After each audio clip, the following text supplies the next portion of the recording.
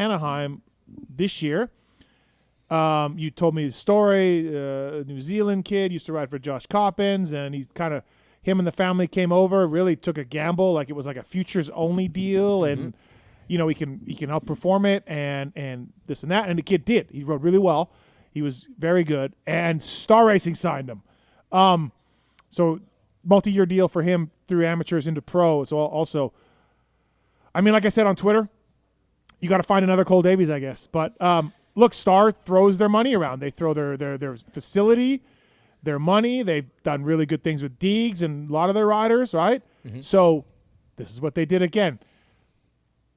Pissed off level high or no? like where are you at with this Cole Davies going to Star? Oh man, this is hard for me because I'm coming at it from two different angles. One is team manager, and from that angle I'm bummed, like more than bummed. I'd say closer to pissed. Because I like him a lot, and the gamble was mutual. They came here and took a shot at this thing and hoped that it would work. And I'll tell you how it all happened. I get a text from Will Hahn last year at Ironman. He says, "Hey man, will you meet me over this area of the pits? I want you to meet the Davies family. I'm working with him. I think there's something there." And I knew who he was from Supercross. He did futures, and he snuck in some decent results, but he was a good starter, and he was weirdly good at whoops for being little and new. And I was like, damn, okay, check those two boxes off. And I went and met him that day and the family and just kind of looked at their program, and I was like, oh, my God, like this kid's pretty good, and this is not put together very well. And so it was a gamble on our end because, I'm the amateur racing manager in the U.S. I have all these American amateur kids that are coming up, but at the same exact time, I'm looking for a diamond in the rough that could potentially do what he did. So we took the gamble. I knew it would be good because he was with Will. I knew being with Will that part would be taken care of, and I knew our bikes were good because Juju and Casey Cochran and McNabb, they were all on that platform the year before, so I knew it was good. And my hope, honestly, was that he would go and be on the podium because my roster is young. I have a bunch of B riders right now. I'm really loaded in B and down. So he was supposed to kind of go in there and maybe just get a podium and be like up there and kind of give us some battling up front while my next generation grows up. And then Anaheim. You saw Anaheim. That was one of the best races of the season. Let alone at that point, it was probably the best moto of the year. We're coming off a couple mud races, and then him and Towers go at it in this dramatic back and forth. So that was huge, and that was not expected. Again, we were blown away by that, and then.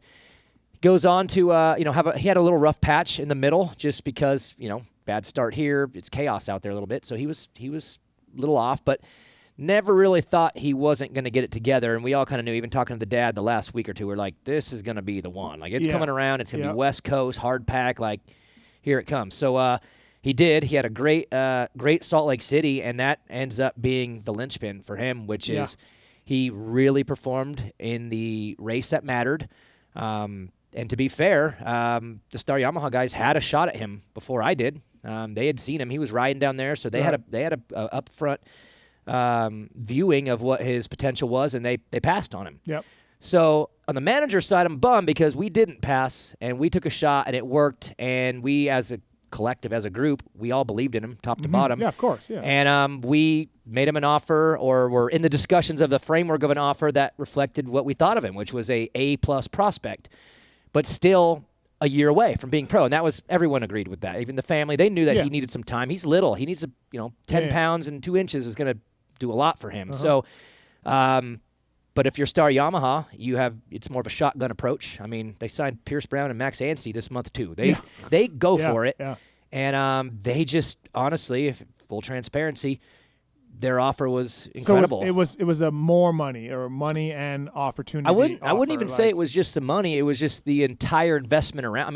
The whole package was it's a big investment in him, and multi-year, and they've been able to get away with the last couple of years not having to do that. Deegan cost them to get him, but with Bennick and with Towers, that was a different type of amateur program. They were earning their way on whatever. Well, this kid had already done the job, so they had to invest heavy, and it just, in its simplest, they just went way past as far as we would go. That's all. And honestly, the dad, me and him bonded through this whole exchange, a couple of weeks of back and forth, and that's where it's hard for me, because as a dad, watching him come over here with his kid, he's flying over here just for the weekends, and And for it to happen for them as a family, like my heart is like satisfied for their family. Yeah. But at the same time, now he's Wow. in that truck, and now I have to go and find a way to beat him. So You got to find another Davies, right? You got to find another Cole Davies. That's the goal, right? That's what you need to do. Yep. That's I pride myself on that. So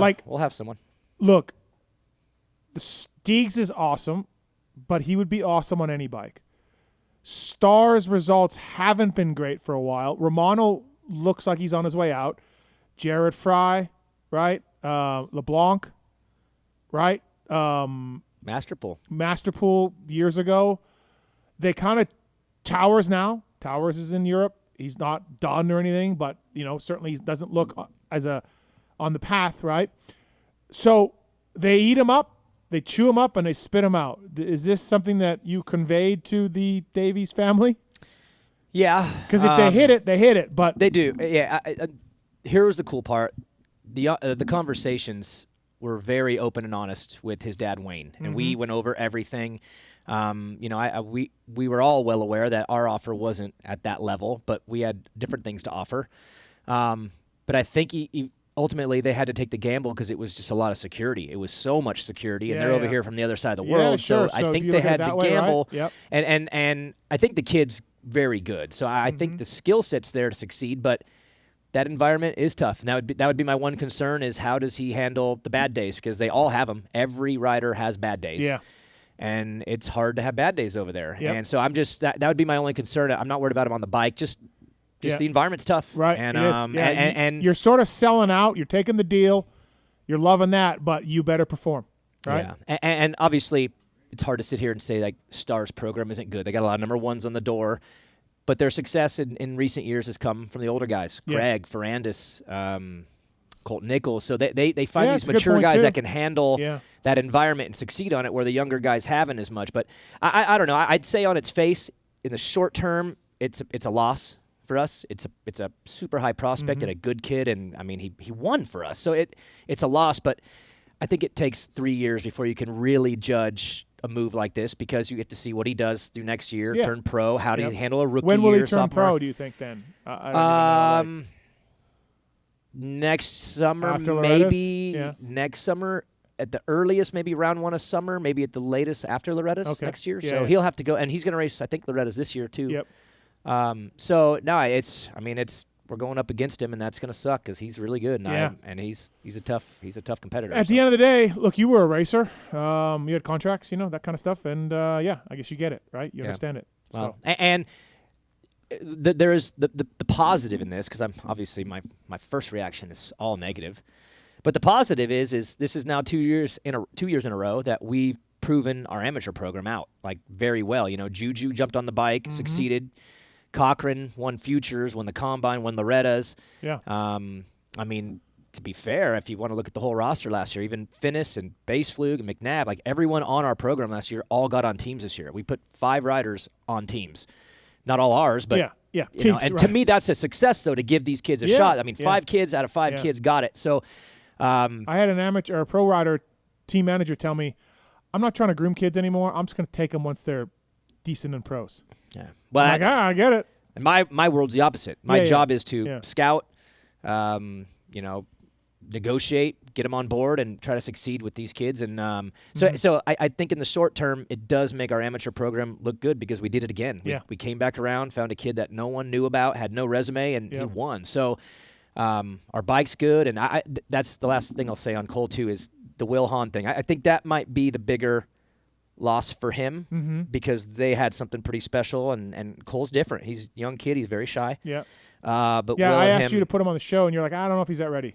That was early. You wanted him after Anaheim, and I'm Yeah. like, dude, no, not yet. Like, Right. let's wait a minute. But that'll be tough, and I think it's probably tough on Will too because they bonded and we succeeded. They were the as a same group. size, so they bonded. Same that way. here. I mean, it was like 3 real little people. All we did some things. So it's a bummer, but hey, this dirt bike racing, and you just go back to the board and put together a roster, and gonna go try to beat him next year. Yeah, so absolutely. That's all you can do. Renegade Race Fuels, Renegade Supercross Mini 50 is the latest addition to the championship-winning Power Sports lineup. AMA legal, auctionated, high-performance, unleaded, and ethanol-free fuel, designed specifically for the 50cc machines. Supercross Mini 50 is a premix with a proprietary synthetic JSO certified 2-stroke oil, giving it the performance advantage to get you on the podium. RenegadeRaceFuels.com. Pulp MX24 is a code to save with Renegade. Racers that win, pour it in. Bringing you our next guest on the show, 125 Supercross champion. He's been a co-host in here more than a few times. It's Danny Stevenson. Hi, Debo.